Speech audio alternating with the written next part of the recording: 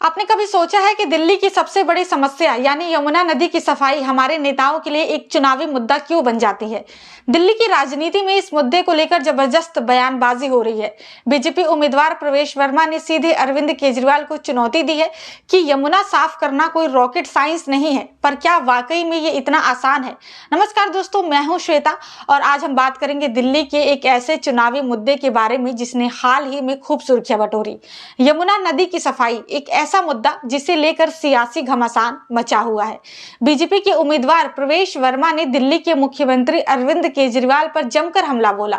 उनका कहना था कि यमुना सफाई का वादा कर केजरीवाल ने जनता से जो विश्वास तोड़ा है, अब वो कभी मुख्यमंत्री नहीं बन पाएंगे।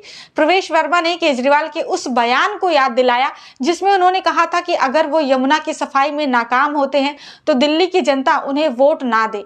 ये बयान काफी विवादास्पद था। वर्मा ने इसे चुनावी मुद्दा बनाते हुए कहा, देखिए 11 साल बहुत लंबा वक्त होता है। अगर यमुना साफ नहीं हो पाई तो अब आप क्या उम्मीद करेंगे? अब सवाल यह है कि यमुना को साफ करना इतना मुश्किल क्यों है? क्या वाकई में ये सिर्फ नेताओं की नाकामी है या इसके पीछे कुछ और वजह हैं? दरअसल यमुना के प्रदूषण की समस्या जटिल है। यहाँ के गंदे नाले, सीवेज और रिवर फ्रंट की खराब स्थिति ने इसे और भी गंभीर बना दिया है। प्रवेश वर्मा ने यह भी कहा कि यमुना की सफाई कोई रॉकेट साइंस नहीं है। उनके मुताबिक हमें सिर्फ गाद हटानी होगी, सीवेज ट्रीटमेंट प्लांट्स बनानी होगी और वाटर ट्रीटमेंट प्लांट्स स्थापित करने होंगे। क्या ये सच में इतना आसान है? क्या मोदी जी द्वारा साबरमती रिवर फ्रंट बनाने जैसा मॉडल दिल्ली में लागू किया जा सकता है? अगर हम आंकड़ों की बात करें तो यमुना नदी की सफाई के लिए कई योजनाएं बन चुकी हैं, लेकिन इन योजनाओं की गति बेहद धीमी रही है। 1993 में केंद्र सरकार ने यमुना को साफ करने के लिए योजना शुरू की थी, लेकिन अब तक इसका असर कहीं नजर नहीं आता है। जहां तक गाद हटाने की बात है तो इसके लिए जो मशीनें और तकनीकें इस्तेमाल हो रही हैं वो अब तक पर्याप्त नहीं है। और फिर सीवेज ट्रीटमेंट प्लांट्स और वाटर ट्रीटमेंट प्लांट्स की कमी भी बनी हुई है। तो क्या ये वाकई इतनी आसान समस्या है? अब इसे सिर्फ बीजेपी का मुद्दा न माने। इससे पहले उत्तर प्रदेश के मुख्यमंत्री योगी आदित्यनाथ ने भी केजरीवाल को जमकर घेरा था। उन्होंने केजरीवाल पर आरोप लगाया कि उन्होंने यमुना को गंदे नाले में बदल दिया है और इसे पाप बताया।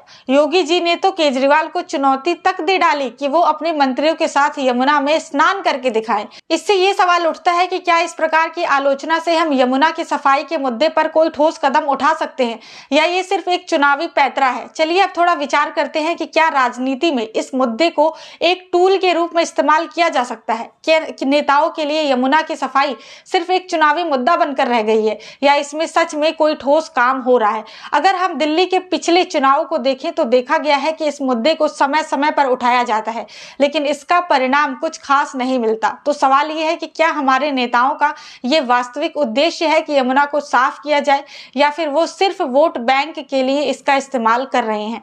दोस्तों, यमुना नदी की सफाई एक गंभीर मुद्दा है और इसे राजनीति से ऊपर उठकर सही तरीके से हल करने की जरूरत है। केवल आरोप प्रत्यारोप से कुछ नहीं होने वाला है। अगर हम चाहते हैं कि यमुना फिर से साफ हो तो हमें सभी स्तरों पर ठोस कदम उठाने होंगे। सरकार को इसके लिए योजना बनानी होगी और साथ ही नागरिकों को भी इसके लिए जागरूक करना होगा।